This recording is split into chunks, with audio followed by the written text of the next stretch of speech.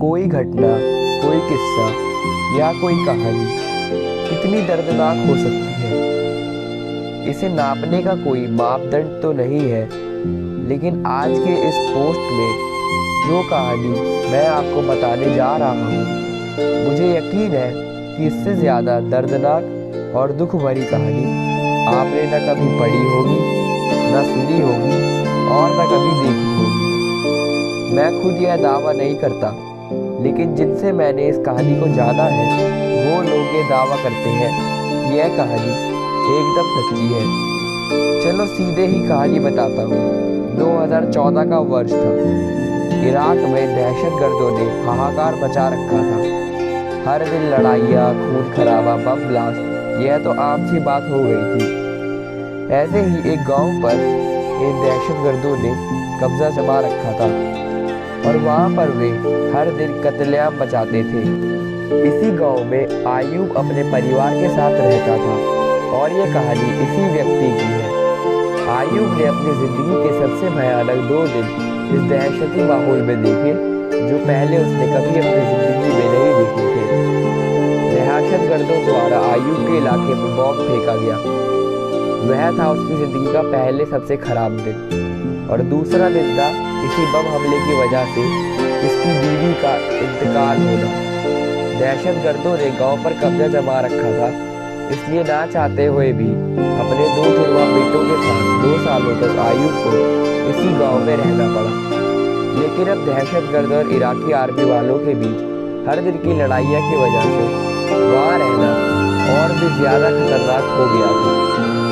आयूब किसी तरह उस गांव से निकलकर अपना और अपने बच्चों का जीवन सुरक्षित बनाना चाहता था, लेकिन यह इतना आसान नहीं था, क्योंकि दहशतगर्दों को हुक्म मिला था कि जो भी इस गांव से भागते हुए पकड़ा जाए उसे वहीं मार दिया जाए।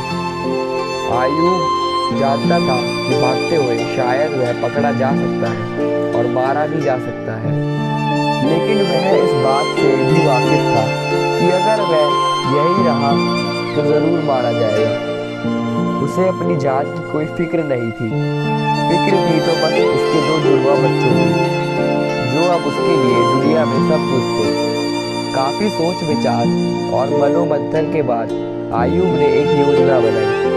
आयूब ने एक दिन अपने दोस्त से बोलकर नींद की दवाइयाँ मांग ली। उसने अपने बच्चों के दूध में नींद की दवाई मिलाकर रात को उन्हें दूध पिला दिया और उनके सोने का इंतजार करने लगा। उसका प्लान था कि रात के अंधेरे में चुपके से बिना आवाज़ किए इसी गांव से निकलकर सीधा इराकी आर्मी तक पहुंच जाए। इसलिए बच्चों का शांत रहना बहुत ज़रूरी था। बच्चों के सो जाने के बाद आयूब ने दोनों बच्चों को अपने कंधों पर लिया और चुपके से दबे पांव गांव से निकलने लगा। लेकिन बदनसीबी है कि उसका साथ छोड़ने का नाम नहीं ले रही थी। गांव के कोने कोने में दहशतगर्दी पहरा दे रहे थे। एक दहशतगर्दी ने आयूब की आहट सुन ली और उसकी दिशा में एक गोली चला दी।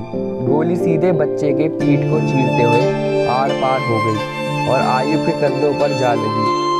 बच्चे की वहीं पर मौत हो गई, लेकिन मजबूर आयूब अपना दुख मनाने के लिए रुक भी नहीं सकता था। वह किसी तरह बचते बचाते आगे बढ़ गया और दहशतगर्द की नज़रों से ओझल हो गया। उसके धर्म के नियमों के अनुसार किसी भी व्यक्ति की मृत्यु हो जाती है तो उसे एक निश्चित समय के अंदर ही जमीन में दफनाना जरूरी होता है। अपने असहनीय दुख और रोती हुई आंखों के साथ आयूब ने अंधेरे में ही जमीन में गड्ढा खोदना चालू किया। जमीन रेतीली थी, इसलिए वह बड़ी आसानी से गड्ढा खोद पाया। अपने बच्चे को दफन किया और दूसरे बच्चे को लेकर फिर आगे बढ़ गया। थकान से बेहाल और दुख से बेजान आयूब आखिरकार इराकी आर्मी तक पहुंच गया।